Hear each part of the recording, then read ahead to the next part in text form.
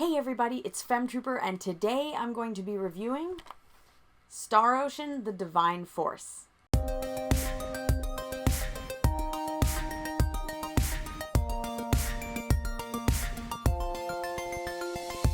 So you guys know that I love to talk about every game that I beat, whether it's old, whether it's new, whether it's in between.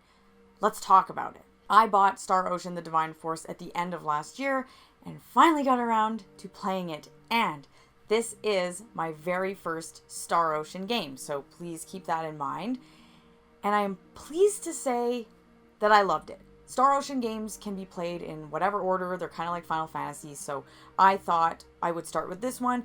I played the demo a long time ago and thought it was pretty cool, so I figured, yeah, I'll buy it, I'll check it out. It's a PS5 game. I'm really excited. I got into it, and lo and behold, it's actually really good. Now, obviously, it's not without its flaws, but overall, I would say this is an absolutely great JRPG. It's solid. It's a really good time. If you like JRPGs whatsoever, I feel like you would probably like this. What I really liked about it, and again, I'm a newbie to Star Ocean, is that it was two worlds kind of colliding and intersecting, and I thought that was really, really cool. And I know it's been done in the other ones, but for me, this is the first one, so I was really intrigued by it. So basically, you can play as two different characters, and one of them is from a planet that's kind of like the equivalent of sort of more medieval times, definitely not technologically advanced,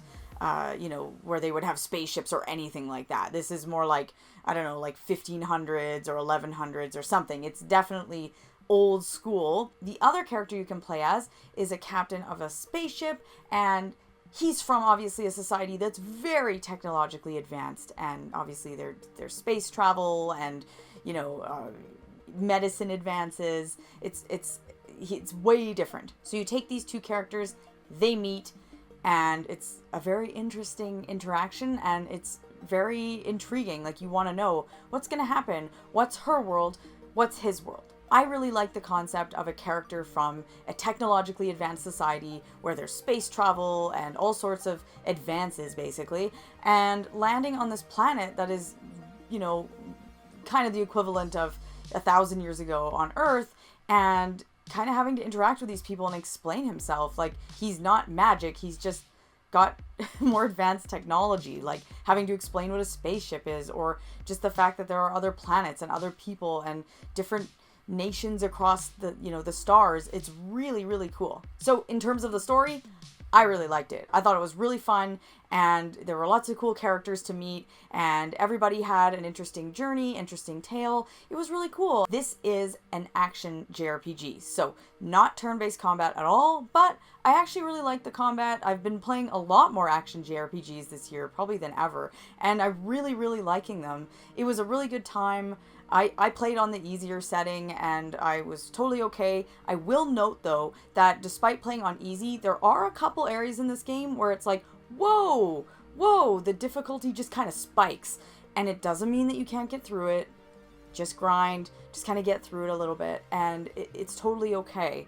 You can do it, but just know that it's not necessarily like a breeze. Maybe it is if you're like hardcore, but it's not a breeze necessarily on easy. So just know that. Music in this game was really cool. I actually liked it right from the get-go, right on the main menu. It kind of felt like I was about to play some kind of, space opera or Star Wars kind of adventure, and I really like that. It's very like ominous and big, and I thought that was great. It really set the tone, and I was like, I'm really into this. Like, it felt really nice right from the get-go to be into it, and it's just, honestly, this game is really cool. I really liked it, and I know that a lot of people have said the last couple entries in Star Ocean have been iffy. I'm not talking about Second Story R, but the last couple, like for PS4, people have been but this one seems to be pretty well received, and I get it. It was really fun. The combat is fun, the story is fun, the music is good. Visually, I will say, it's kind of weird looking. It's an art style that's kind of bizarre, but also beautiful. So this is not going to be like the best looking PS5 game here, okay? Like, it looks good. The cutscenes are nice, and, you know, it's got an anime art style. I really liked it, but I wouldn't say it's the best looking game I've ever seen.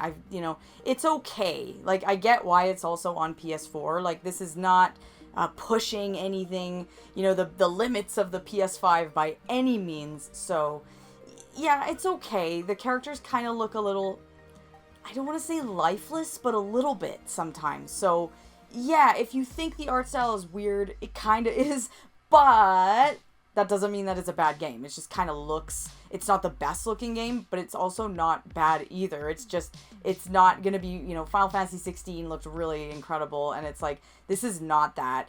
But I also think that it looks okay. It has its own thing going on. It has a special charm, and I was definitely okay with the look, and I got kind of used to it, so it was really neat. I gotta mention this because it's just like a pet peeve I have, and I think everyone who's played this knows what I'm talking about. The text in this game is way too small. Like, I was playing it on the TV, on the couch, and I sit at a normal distance from my TV. It's pretty normal. It's on the wall. It's whatever.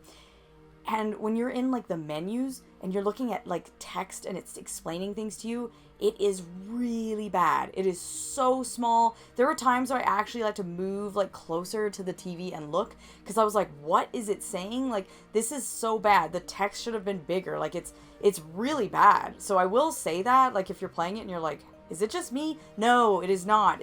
The text needs to be bigger. It's like, I wish they would do an update and fix it, because it's kind of too bad, because I'm going to say it again, I really like this game. This is one of my favorite PS5 games now. This has become, not like a top 10, but like one of my favorite JRPGs. I really enjoyed it. Like, I would say it's like an excellent, this is like a, you know, I would say this is a solid like 8.5, 9 out of 10 game. Like, I really liked it. So, just saying that.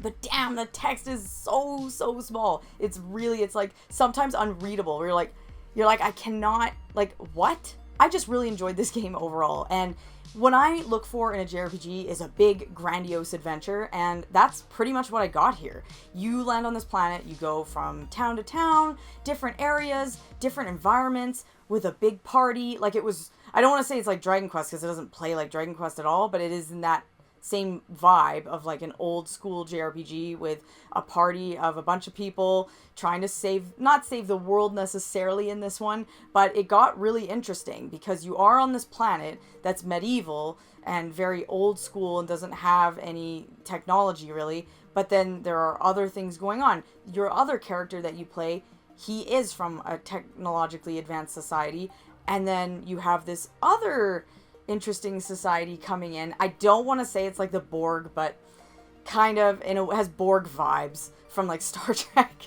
and they're coming and they're trying to kind of like assimilate different, you know, societies. And so you have these two very different planets, one that's really like behind, one that's really advanced, and then you have these two characters, right? And they're coming together to try and like figure everything out, help each other with their own goals, because, you know, she has one issue, he has another issue, blah blah blah. It's really exciting. I really liked it, and it was just a big grand story, but a big adventure. You go all these places, and that's what I look for in a JRPG. So if you want that, if you like that, you're going to get it here. This game has made me, like, beyond hyped to play Star Ocean Second Story R, which I've asked for Christmas. So I'm really excited to play that because I get the same vibe that you're going to have two different characters from two different worlds.